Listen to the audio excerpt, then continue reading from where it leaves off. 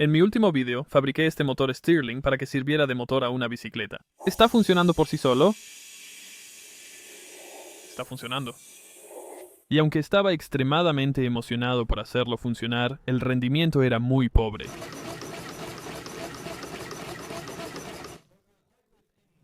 Más sobre eso más adelante. El principal problema en el último video fue que el aire caliente no empujaba suficiente el pistón, lo que resolví temporalmente acortando el desplazamiento del cigüeñal. Pero al diseñar este motor, mis cálculos indicaron que debería producir una expansión suficiente. Entonces, ¿a dónde se está yendo todo el aire que se expande? En este cilindro inferior está el pistón desplazador que mueve el aire entre los lados caliente y frío del motor. Y es esencial que el volumen dentro de este pistón sea hermético, cosa que actualmente no es así. Para arreglar esto, diseñé una nueva placa inferior para el desplazador y la uní con epóxico de alta temperatura a la tasa de acero inoxidable, logrando un sello hermético. Aún hay un pequeño orificio en la unión con el eje de salida, pero al atornillar todo, este quedará sellado. También retiré el cilindro principal de potencia y compré una herramienta para bruñirlo, que suaviza las líneas del maquinado. También crea un patrón fino de rayado cruzado en la pared del cilindro para mejorar la lubricación con aceite. Maquiné un nuevo pistón diseñado para estos sellos de copa impresos en 3D con TPU, que logran un gran sellado con muy poca fricción. Y esto se sujeta al pistón con un anillo de teflón que recorre el interior del cilindro. Así pues, con la biela más grande instalada en el motor que antes no servía, ¿funcionará ahora tras las modificaciones?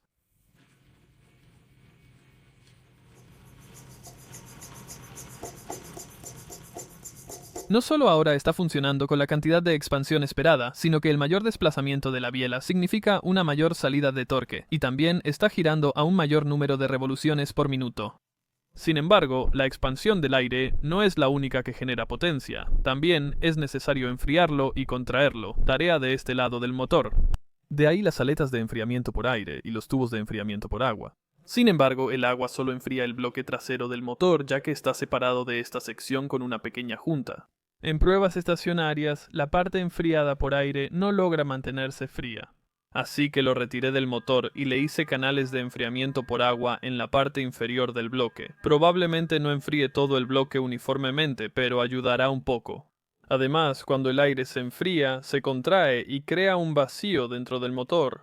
Estos sellos de copa en el pistón solo funcionan cuando hay presión de un lado, porque la copa se expande y sella con las paredes del cilindro. Pero si hay un vacío de este lado, el aire simplemente pasará por el sello. Así que modifiqué el pistón para usar dos sellos de copa en direcciones opuestas, lo que igual debería crear un sello bajo vacío.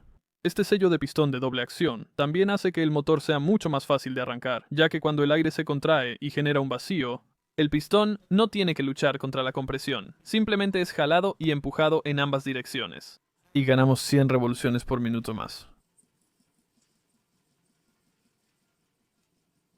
Hasta ahora me he centrado en calentar y enfriar el aire, pero calentar y luego eliminar el calor con agua en cada ciclo es muy ineficiente. Pero existe una forma de reciclar parte de esta energía térmica con un regenerador.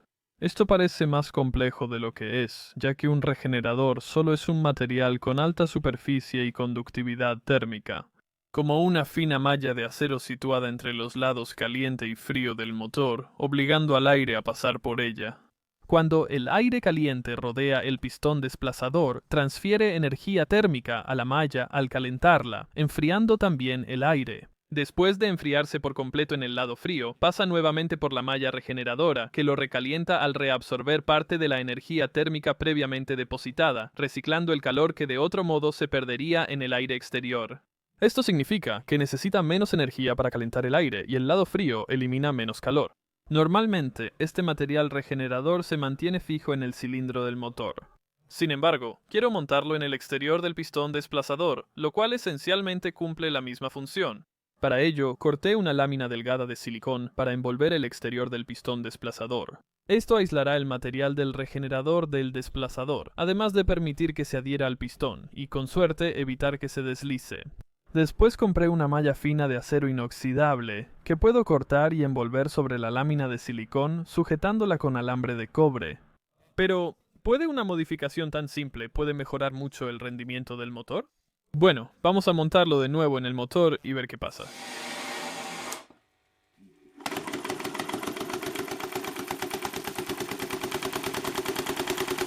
Ahora que el motor gira a 588 revoluciones por minuto, comparado con las 326 de antes, me sorprende cómo agregar solo una pequeña cantidad de malla de acero inoxidable puede mejorar tanto el rendimiento. Aunque no suena del todo bien, al menos para un motor Stirling, casi suena como un motor de combustión, aunque no hay combustión, al menos internamente. Cuando el motor desaceleró, noté que el perno del cigüeñal estaba flojo, lo que pudo causar el golpeteo. También vi juego en el eje conectado al pistón de potencia. En la primera parte de este proyecto, usé un buje de teflón aquí para permitir que el eje girara suavemente, pero tenía demasiado juego, así que lo cambié por un rodamiento lineal. Sin embargo, parece que también ha ganado algo de juego. Pedí varias marcas de rodamientos y ejes de precisión de alta calidad, todos caros, pero todos tienen algo de juego. Y creo que es porque están diseñados para moverse suavemente a lo largo del eje, con un juego mínimo en esta dirección. Pero yo necesito muy poco juego rotacional, lo cual normalmente se soluciona usando dos rodamientos juntos, pero como no tengo espacio para eso en el diseño actual de mi motor, necesito fabricar mi propio rodamiento lineal. Así pues, creé con la máquina una pieza pequeña con 4 orificios roscados para montar rodamientos de bolas pequeños. Esto forma un canal en 5 para que el eje se desplace suavemente y puedo montarlo en la placa trasera del motor. Otro bloque con 2 rodamientos sujeta el eje para que solo se mueva en un eje. Y la holgura básicamente ha sido eliminada. Antes de hacer otra prueba, quería revisar que el material del regenerador estuviera bien, pero después de quitar el cilindro, era obvio que había un problema. Había un polvo blanco extraño en el motor, al parecer proveniente de la lámina de silicio, y estaba en todas partes. Sin embargo, tras quitar la malla, noté que solo la parte superior del silicio, cerca de la tapa caliente, se había quemado. Por ello, decidí cortar esa sección y acortar el regenerador. Pero también dupliqué el grosor de la malla para compensar el material perdido. Aunque usar un soplete para hacer funcionar este motor funciona bien, es bastante ruidoso, lo que arruina la naturaleza de un motor Stirling, que es tan silencioso. Así que quería construir un quemador más permanente que no fuera tan ruidoso. Quiero un disipador de calor de alta superficie hecho con esta lámina de cobre para conducir el calor del fuego al lado caliente del motor. El disipador de calor tiene 5 placas con muchos orificios mecanizados para que el calor pase. Los orificios están desfasados, evitando un camino directo y facilitando la conducción al cobre. Luego, se puede atornillar directamente al extremo caliente del motor. Y para una prueba inicial, compré este pequeño quemador de alcohol de quemar para ver si podía hacer funcionar el motor. Tras unos minutos, el cobre se oxidó y perdió el brillo, y el motor seguía sin calentarse lo suficiente para funcionar. Así que agregué una manta de soldadura a prueba de fuego para aislar el motor y elevar la temperatura, pero aún así no se calentaba lo suficiente. Después compré una mecha para quemador de alcohol y probé mi propio quemador calentando agua. Al medir el aumento de temperatura del agua, puedo calcular la energía térmica producida por la llama, que para una sola mecha fue un poco más de 200 watts en promedio. Así que hice un quemador personalizado con una lata de acero, usé 4 mechas para buscar 800 watts de calor y llené la lata con alcohol desnaturalizado. Gracias al disipador de calor de cobre aislado, la temperatura del motor pudo subir mucho más. Aunque ahora tenemos otro problema. Algo de eso se está quemando sobre esa cosa. Después de apagar las llamas, al menos quería hacer girar el motor, así que llené el quemador con más alcohol desnaturalizado y seguí calentando. Y con el lado caliente del motor a 240 grados Celsius, el motor empezó a funcionar. Me resulta bastante satisfactorio ver una llama de un lado y movimiento del otro, producido completamente por el calentamiento y enfriamiento del aire. Pero también se siente como un gran retroceso en cuanto a la potencia de salida. Así que antes de que le dedique más tiempo a intentar hacer un quemador adecuado para esto, creo que voy a volver al confiable. Soplete. Sé que genera el calor necesario para el motor. Lo que estoy pensando es simplemente montarlo en la parte delantera de la bicicleta así, lo cual se vería un poco ridículo, pero debería estar bien solo para algunas pruebas iniciales. Luego necesito construir un sistema de embrague para reemplazar este volante, así podremos mover la rueda trasera. Además, instalar todo el sistema de enfriamiento por agua, con bomba y radiador integrados, para comprobar si puede darle energía a la bicicleta. Si funciona, podré dedicar más tiempo a optimizarlo y lograr que el quemador funcione bien. Así que quité el quemador y el cilindro para mostrar el disipador de calor de cobre, que no luce tan bien. Pero después de quitarlo de la tapa caliente pensé, quizá debería intentar aumentar el área de superficie interna del lado caliente para calentar el aire de manera más efectiva. Por desgracia, resulta muy difícil fresar o mecanizar esto en la tapa de acero inoxidable. Una idea sencilla que tuve fue cortar un poco de la malla de alambre usada en el regenerador y montarla en esta tapa con las lengüetas. Tal vez no sea tan eficaz como un disipador mecanizado, pero es una modificación fácil que vale la pena probar. Luego diseñé un soporte que se sujeta tanto al mango del soplete como al cuadro de la bicicleta. Tenemos el ángulo ideal para mantener la boquilla del soplete junto a la tapa caliente del motor, lo cual se ve raro, pero me ahorra sostenerlo. El siguiente paso es armar el embrague, para lo que usé un volante nuevo impreso en 3D y le agregué tornillos para hacerlo más pesado. Después, para el embrague, compré corcho con caucho nitrilo, que ofrece buena fricción y tiene adhesivo para fijarse al volante. Para la otra placa del embrague, usé papel de lija porque es barato y ofrece gran agarre contra el corcho de caucho con poca presión. Una vez que el disco de papel de lija está recortado, simplemente puedo pegarlo a la placa del embrague con cinta adhesiva de doble cara. Claro, este embrague probablemente no soportará una gran cantidad de potencia como un embrague de motor real, pero para la potencia de salida de este motor Stirling debería funcionar sin problemas. Y las dos placas se pueden presionar juntas usando una pequeña palanca que diseñé en el soporte del embrague, la cual será jalada por un cable. Así que, tras ensamblar y colocar el resorte entre las placas, el embrague se monta en el cuadro de la bicicleta. Y puedo llevar un tubo al manubrio y montar una palanca de embrague sencilla controlada con el pulgar. Esta palanca de embrague tiene solo dos piezas y acciona el cable que controla el embrague trasero de la bicicleta. Al juntar ambas placas, espero que la transmisión se acople a la rueda trasera. Así que vamos a encender el soplete y hacer una prueba.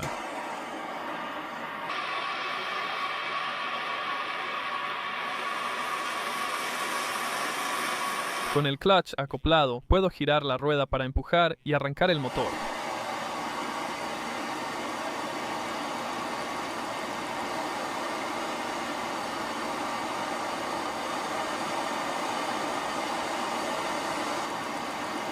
Pero mira lo que pasa cuando desacoplo el clutch. Acelera rápidamente a más de 800 revoluciones por minuto y puedo volver a acoplar el clutch para bajar las revoluciones por minuto de nuevo mientras acelero la rueda hasta la velocidad adecuada. Con el soplete apagado, está claro que mi solución de rodamiento lineal funciona mucho más suave. Y la malla extra en la tapa caliente calienta el aire más rápido, logrando unas revoluciones por minuto mayores cuando el clutch está desacoplado.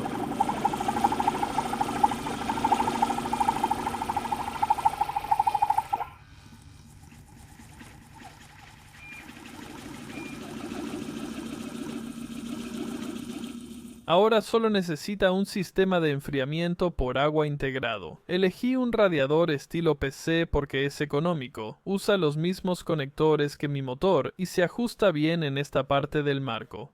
Compré una bomba de agua de 12 voltios, pero no es compatible con mis conectores de tubería. En lugar de comprar adaptadores, opté por remodelar la parte superior de la bomba e imprimirla en mi Formlabs Form 4, lo que me permite crear un depósito sobre la bomba para facilitar el llenado del sistema. Las conexiones de tubería pueden enroscarse sin adaptador. Además, una vez montadas en el cuadro de la bicicleta, los ángulos prediseñados en estas conexiones son mucho más adecuados para que las mangueras suban hacia el motor y el radiador. Y puedo usar un embudo pequeño y una manguera para llenar el sistema con agua. Esta bomba es para 12 voltios, pero al aumentar el voltaje a ese nivel comienza a cavitar y se vuelve ineficiente. Y parece funcionar mejor a unos 3,5 o 4 voltios, lo cual es perfecto porque puedo hacer funcionar todo el sistema con una sola celda de ion de litio. Y solo consume alrededor de 2 vatios de energía. Creo que es hora de que probemos esta bicicleta. Solo estoy esperando a que mi bicicleta se caliente. Bien, mientras se calienta más, quizá la saque a dar una vuelta, porque me preocupa que el radiador se caliente demasiado cuando no tiene flujo de aire. Sabes, me calienta las piernas después de esto. Está bastante bien, la verdad. Es como tener un asiento calefactado, pero nunca he tenido uno en una moto. Oh, ya funciona.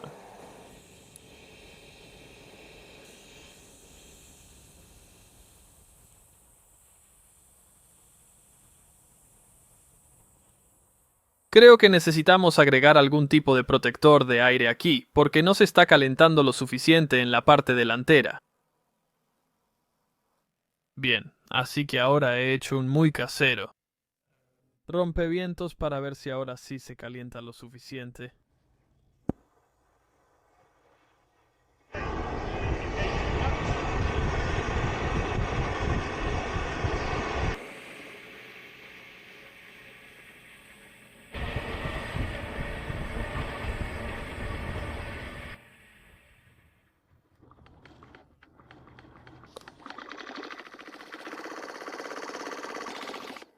Oh, se me apagó.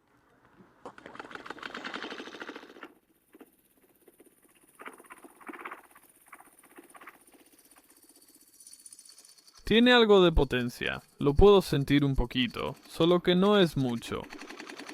Creo que sí, tal vez tiene como 30 watts, siendo optimista. Te digo, eso sí funciona por mucho tiempo.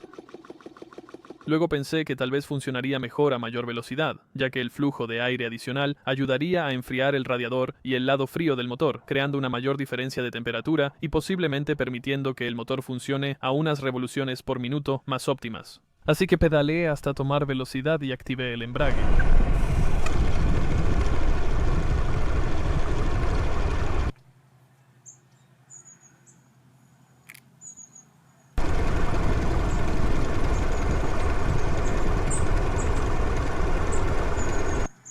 No es pedalear.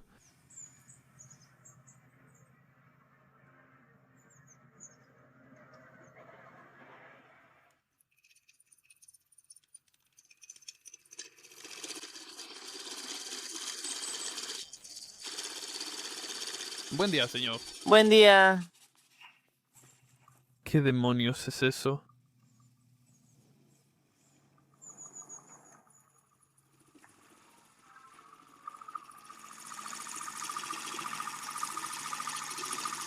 Definitivamente funciona mejor a mayor velocidad. No sé si alcanza una banda de potencia, si llega a unas revoluciones por minuto de eficiencia óptima, o si la refrigeración por agua simplemente es mejor a mayor velocidad. Aún no es suficiente como para mantener una velocidad constante. Pero está cerca, no está muy cerca. ¿Verdad? Así que ahora es el turno de Sam en la bicicleta Sterling.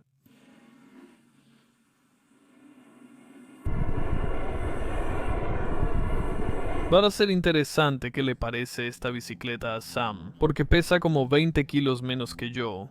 Así que el pequeño impulso del motor podría ayudarle un poco más a él que a mí.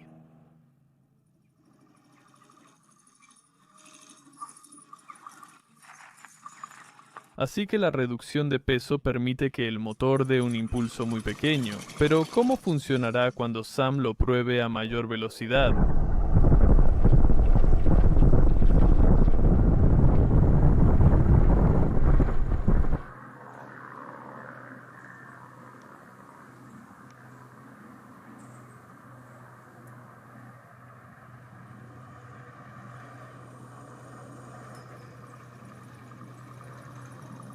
Oh, eso sí que me está empujando.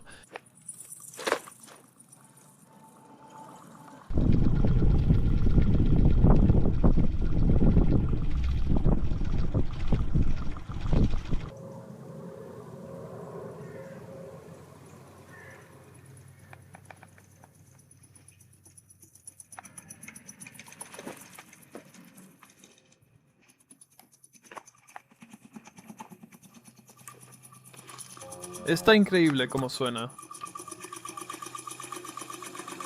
Mientras el motor aplica una cantidad muy pequeña de asistencia de potencia, no me va a empujar cuesta arriba. Pero creo que es importante recordar que, con algunas modificaciones relativamente menores, el motor pasó de esto a esto. Y creo que girará más rápido al aumentar la transferencia de calor en el motor, permitiendo una mejor relación de poleas para lograr más torque y mantener una velocidad de crucero constante. Pero por ahora, muchas gracias por vernos.